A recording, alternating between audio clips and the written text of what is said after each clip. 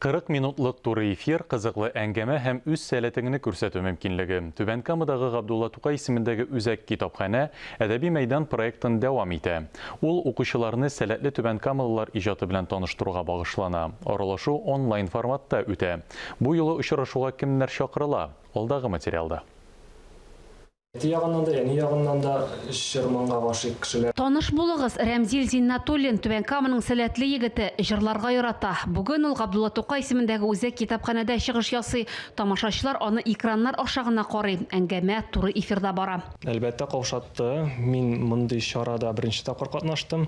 Ильяс Шәйхмәтов өчен туры эфирлар гадәти күренеш дисәк тә була. Күпләрнең күргәннәре бардыр. Түбән Камалы ТНВ каналында манзара тапшыруын алып бара. Бүген исә ул кунак ролендә. Әдәби мәйдан проектында катнаша.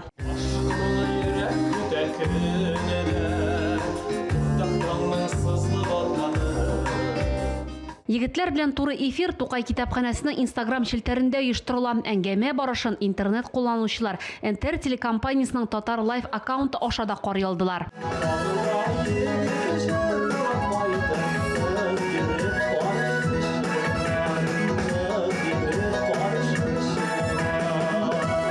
Габдулла Тукай исемендәге китапханәгә бик зур рәхмәт аларның хезмәткәрләренә. Чыннан да бик зур эш башкаралар.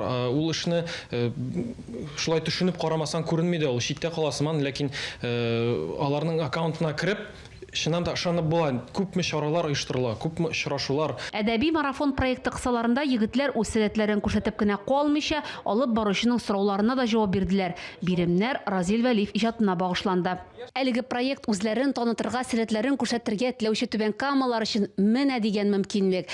Әгәр дә сез туры эфирда катнашырга теләсәгез, теләк-тәкъдимнәрегезне Китап НК аккаунтына юллый аласыз. Очрашулар даими үткәрелә. Гөлия Нигъмәтуллина, Фәхри Исламов, яңалыклар.